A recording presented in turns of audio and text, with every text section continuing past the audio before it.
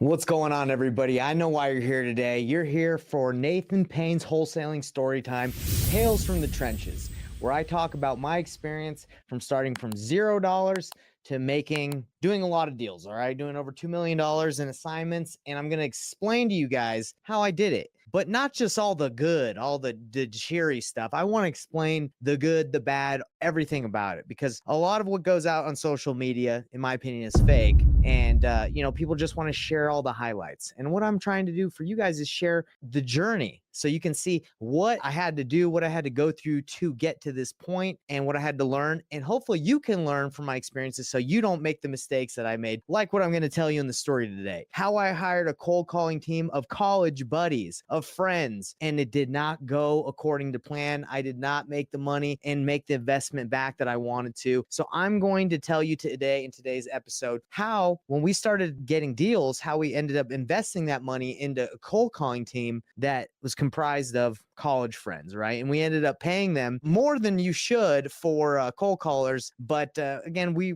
didn't really know. So we're going to dive into that today. That's going to be what the story's about, is how when I started hiring after getting some deals, how I did it the wrong way, the painful way, and how you can avoid that so you don't go through the same pain that I went through, because that's why we're here on Nathan Payne's Wholesaling Storytime. So you can learn from my experiences. And what I'm going to give you, if you stay to the end of the video, and you obviously, if you're subscribed to the newsletter where we send you free resources with every story that goes out, I'm going to give you the cold calling script that I use. Okay. So if you're interested in cold calling or reaching out to a list, I will tell you what's the best strategy that I recommend after going through this experience, all the years that I have in doing this. I'm going to tell you the best strategy I use, and you're going to get my cold calling script just for being subscribed to the newsletter. So stay tuned. If you've been watching the previous videos on Wholesaling Storytime, at this point in my real estate journey, this is, 4 or 5 deals in, I've made, enough money to start hiring people to do specific jobs, to do lead gen. Okay. Because that's what me and Corey were doing in the beginning, was all the lead generation. We were cold calling, we were knocking doors ourselves, we were flying ourselves. So, we started hiring people to cold call, and we started hiring people to flyer. And I got a story about how the flying went sideways and how to definitely make sure if you're going to hire people. We'll talk about that in next story time. But today we're going to be talking about cold calling and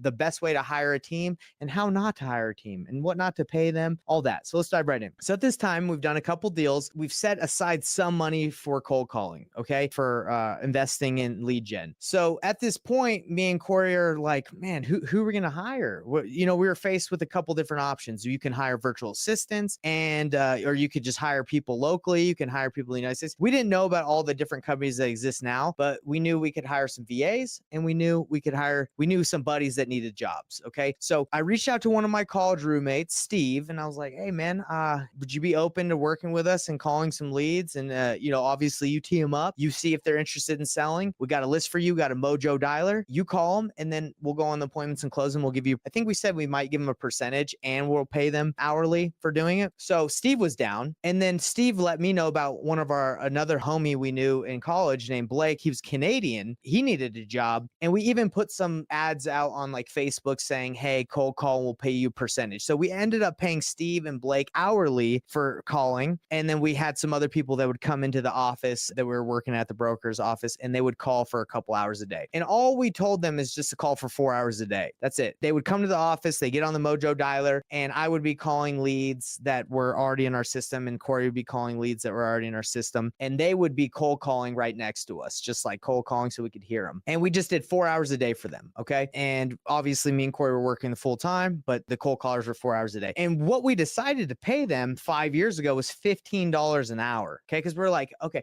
if you get a virtual assistant, maybe you can pay them like $3 or $4 or $5 an hour. Depends where you go, in the Philippines or South America, Pakistan, wherever you want. But we were like, okay, we could pay $4 or $5 an hour, or we could pay 15 to these college graduates or our friends that we met in college that are American. They don't have accents. Maybe they will do better because they're American and they know how to carry on a conversation. So that was our philosophy around paying them more money. We're like, okay, we can do $15 an hour. So we ended up doing that. And we had another guy named Frank who would come, and he would just come after his other job, and he would call for us too. But again, we weren't paying him. We were just paying Steve and Blake. And so we got started cold cold calling and we were excited. Like our vision was like, oh, we're going to crush this. We got some really skilled people on the phones that are Americans that don't have accents. We're going to do great. And got the Mojo dialer and we're ready to go. And it didn't turn out according to plan. Okay. And one thing that we found out is Americans, no offense to Americans everywhere, but just are kind of lazy when it comes to cold calling, like to do it consistently, repeatedly. Like we just saw from our experience with our buddies that they like started gung ho for like 2 or 3 days. And then eventually they just were depleted. They just weren't excited. All the rejection they were getting, it was really hard to keep them motivated. Obviously they were still making the calls because we could hear them, but their tonality, everything, they weren't vibing. We weren't feeling the momentum anymore after a couple of days. And, paying $15 an hour is pretty dang generous of us to pay them. It just wasn't really giving us the results that we wanted. And, I knew at that point, like, okay, it takes a lot of dials. We just got to kind of see what happens with this cold calling squad that we have, our college buddies. But it just wasn't working out like we had planned. And what had happened is Blake, he was from Canada as well. So before this, we had them for a couple months. Blake, when we originally hired him, he was like, guys, I need a place to live. Like, I don't have a place to live. Like, I'm Canadian, so I can't really get a job here. And before we had, the results of months and months of them calling in the very beginning when we hired him, I was like so gung ho on making this business work. I wanted it to work. And I believed that Blake had the skill set to convert and get a lot of leads. He had been a door-to-door sales guy. He was smooth. He was good at talking to people. But, what eventually I found is he just was not that good at cold calling and staying motivated on that phone and keeping that energy up. But like I was saying, he didn't have a place to live. He was from Canada. So he's like, you're going to give me a job, but I don't have a place to live. And I wanted this job to work so much in wholesaling that I went to my wife and I said, babe, Blake, he's going to cold call for us. I can hire him. So I know that he'll pay us rent, like obviously because I'm paying him. Can he live in our house? And she was not interested in letting him live in our house. She wanted that privacy, but I was like, babe, I have this dream. I have this vision. Please, like if he can move in, he can have a place to live. He can cold call for me. We'll get deals. The business will explode and we'll take off and it'll all be worth it in the long run. She didn't want to do it, but I just being persistent, I convinced her and she agreed. She's like, okay, fine. He can live there. So Blake, my cold caller who I hired, ends up living in my house in one of our spare bedrooms that we have. And I ended up buying him his own little tiny refrigerator and I put it in the garage. And I said, all right, Blake, that's your fridge. Don't use my fridge just because, I don't want you to eat my food and get it mixed up. Use the tiny little fridge I bought you in the garage. And here's your bathroom. Don't use like any of my towels or whatever. Let's just keep it separate. It was funny. It was funny because I'd come home after work and because I think he'd come home earlier than me, or sometimes he'd stay in because he was only working 4 hours a day. And I'd go to my fridge and he'd have his stuff in my fridge. And I'd be like, why is your stuff in my fridge, man? I got you your own fridge. And it was just funny because it was like back at college and I had recently graduated from college. And that's why I didn't think it was that big of a deal it was like a roommate, right? So I was like, I didn't think it was a big deal to let him live there, but my wife wasn't down again. But he was using the fridge and I was like, dude, use your own dang fridge. He was using my towels. And Blake, if you're watching this, I love you, man. But that's just, we were young and we let it fly. But we were just going for it. But not a smooth idea and definitely not something I would do now. But that's how much I wanted this to work in the wholesaling. I wanted to succeed as a wholesaler. So I hired my my buddy from college, let him live with me, living like right across the room from me in like one of the spare bedrooms. Anyway, that's a funny experience that wouldn't do now. I wouldn't recommend hiring a college buddy and then letting him live at your house and letting him cold call for you because it ended up not working in the long run. And I had to say, hey, man, I love you, but you're fired and you got to move out of my house.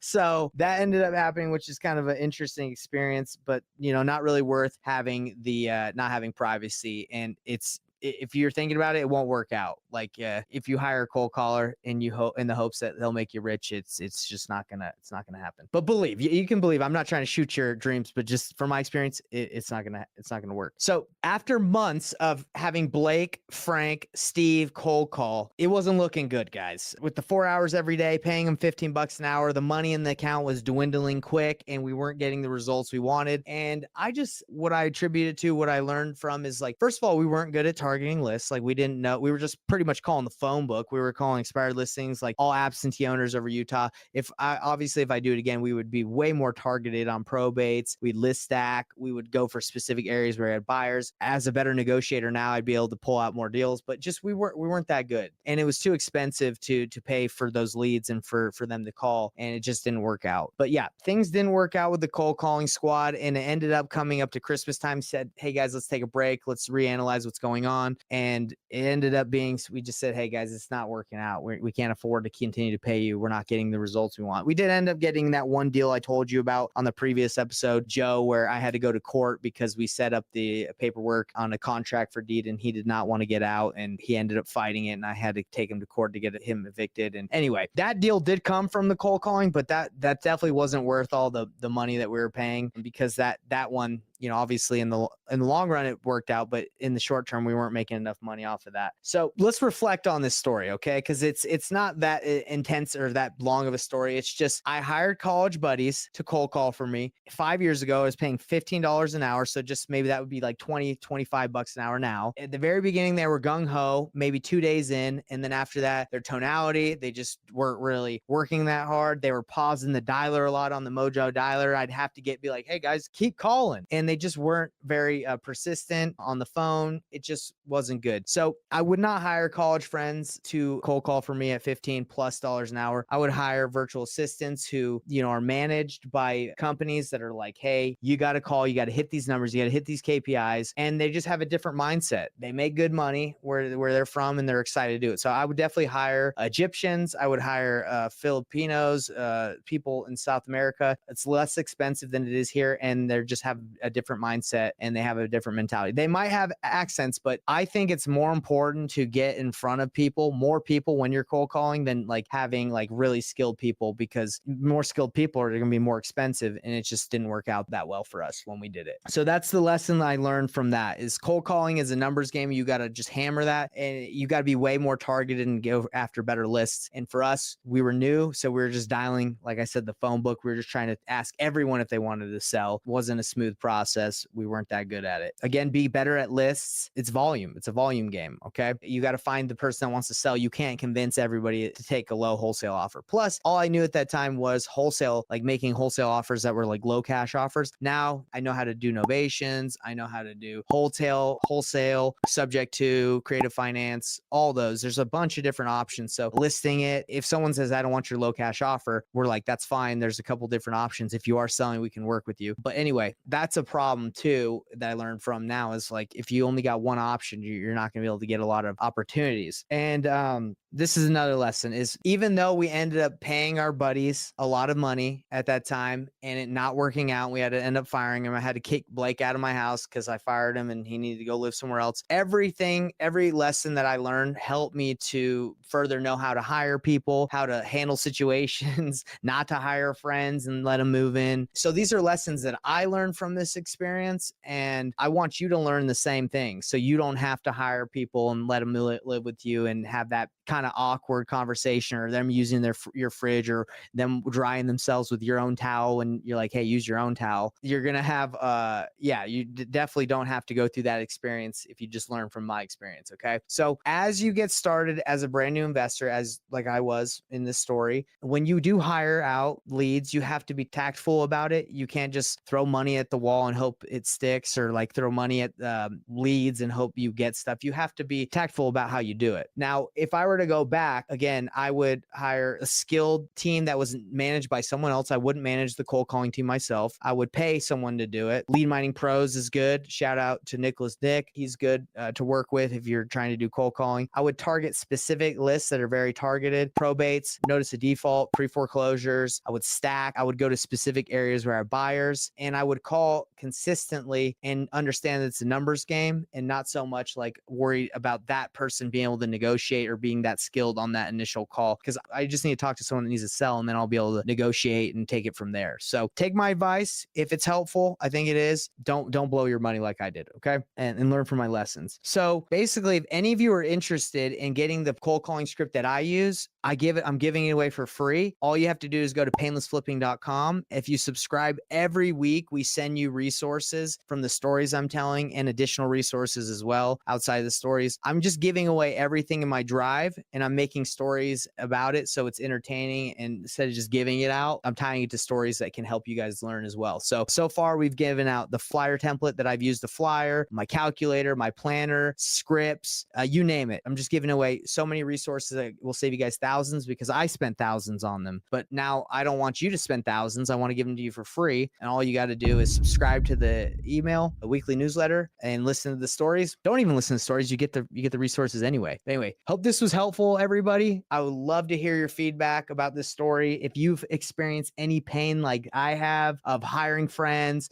letting people stay with you, having to fire people and it'd be awkward, or anything. As I tell my experience, I want to hear your experiences too. So let me know if you're going through this right now and you're like, hey, thanks, you just saved me a ton of money, saying, hey, it's not about paying more money to cold callers. Maybe if that cold caller is like really diligent and can stay positive and tonality, they can be happy all the time and they can do volume, that's good. Good luck finding that person. But what I found is the people in different countries, they have a different mindset than what we do in America. Like if I call for 4 hours right now, I'm freaking done. I'm tired, and I probably wouldn't do it, but unless I had to. But like in other countries, that's the mindset they have, and they're happy to do it, I'm assuming, or they're willing to do it, like, and stay focused. That's my story for today. So again, share your experiences with me. And if you want to give me one more favor, hit a like on the video wherever you're watching on. Give it a like, because that means that the algorithm will see that and be like, oh, these people like this video. Let's get in front of more people. And this will help this grow. Everybody have a great weekend. It's Friday. Enjoy yourselves. Love your family. Be around people that lift you up and serve, love, give back. And we'll see you on next week's Nathan Payne's Wholesaling Storytime, Tales from the Trenches. Because I'm in the trenches with you guys, and I like being in the trenches. That's where you learn. The trenches is where you learn. So let's learn together. See you next week. Hey everybody, what's up? It's Nathan Payne, and for the first time ever, we just released this insane training bundle that has literally everything that I've learned from doing a combined 4,000 deals in real estate, all from starting with absolutely no previous business background experience or any real estate experience. Plus, there's over $19,000 worth of free gifts that we're throwing in, all for an insanely low price. If you want to get your hands on this, be sure to click the first